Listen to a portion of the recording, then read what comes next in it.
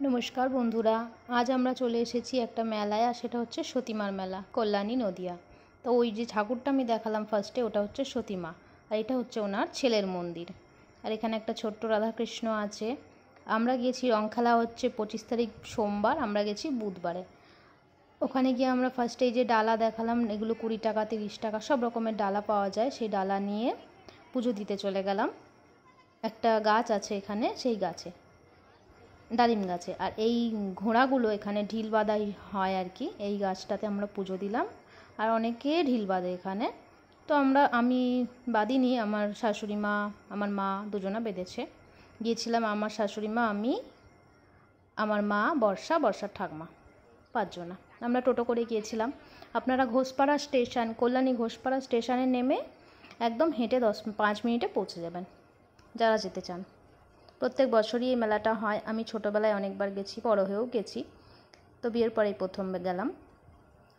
তো দেখুন এখানে গোপালটা খুব সুন্দর। এখানে বিশাল বড় একটা মেলা হয়, পাশে একটা পুকুর আছে, এখানে চান করে অনেকে ওই মন্দিরে দণ্ডি কাটে, সতীমার মন্দিরে। খুব নাম, যারা গেছেন তারা জানেন, আর যারা জাননি তারা অবশ্যই যেতে পারেন। রং খেলার আগে থেকেই শুরু হয় মেলাটা, 1 মাস মতো থাকে। তো রং খেলার দিন আমি যাইনি, পরে গেছি, 2 দিন পর গেছি। তো আমরা ওখানে মেলা ঘুরে ফেরার সময় এখানে ছোট ছোট 5 টাকা করে কানের আছে, সেগুলো কিনলো বর্ষা। আমি একটা 40 টাকার কানের কিনেছি, যেটা আপনাদের সঙ্গে শেয়ার করব। আর এটা অনেক দিনেরই ভিডিও, কিন্তু আমার আপলোড করা হয়নি, তার জন্য দুঃখিত। তো আমি ওই জন্য এত দেরিতে আপলোড করছি।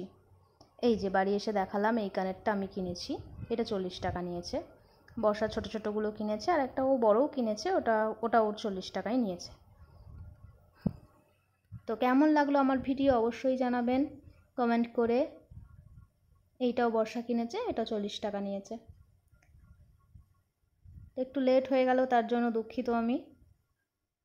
অবশ্যই আপনারা যেতে পারেন ভালো লাগলে আবার সামনের বছর।